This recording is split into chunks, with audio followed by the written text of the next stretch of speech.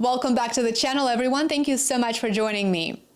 The world is standing on the edge, on the very edge of a financial event unlike anything we've seen before. We need to discuss this. A currency crisis, global in scale, is looming, and it does not appear that it will be limited to just one or two struggling economies like before. We are talking about the largest, most powerful economies in the entire world being at risk. The warning signs are flashing red. 7 major countries, Canada, France, Italy, Japan, Spain, the United Kingdom, and the United States, are all now carrying government debt that exceeds the size of their entire economies. Oh, and by the way, these aren't developing nations. These are G7 countries. Together, they now form what some are already calling the D7. Never before in modern history have so many of the world's economic giants been so deep in debt.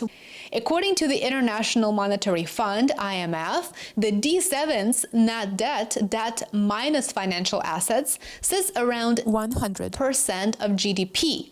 That's never happened at a time when central banks have jacked interest rates up by hundreds of basis points in just a few years.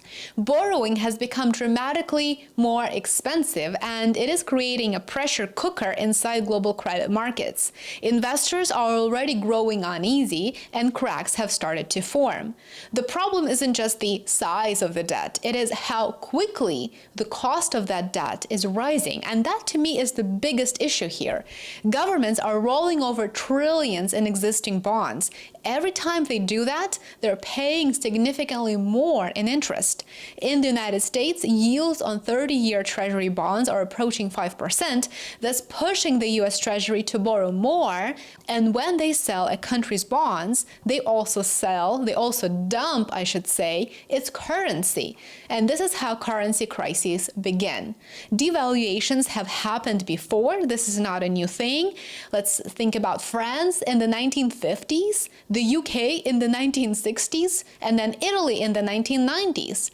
But those were isolated instances, and today, any one country pulling that lever could trigger a chain reaction across global markets.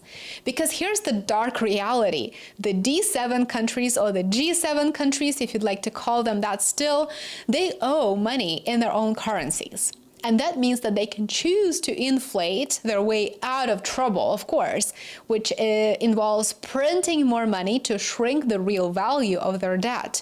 It is a political shortcut that avoids raising taxes, which is a quite unpopular move politically, would not be accepted or tolerated, or slashing spending, again, a quite unpopular move. So that is how they handle that. But it comes at a steep price. That price includes things like inflation, falling living standards, collapsing investor confidence, and eventually a run on the currency. When that happens, central banks typically try to defend their currencies by selling off their reserves. But here's another problem. The central banks of the G7 countries hold each other's currencies. So when one goes down, they all feel it. The system is tightly interlinked. Imported goods become more expensive. Interest rates spike. Mortgage payments soar. Retirement accounts shrink, unfortunately, and for people living paycheck to paycheck, groceries and gas become daily financial threats. The IMF is already projecting tighter budgets and slower growth moving forward. Trade tensions are rising, as you know if you watch my videos, and without serious structural reforms, the G7 countries have few options left. That's the point we're in right now.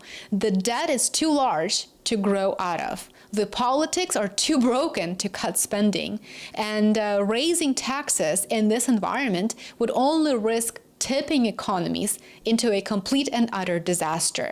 That leaves one path: devaluation, either deliberate or forced.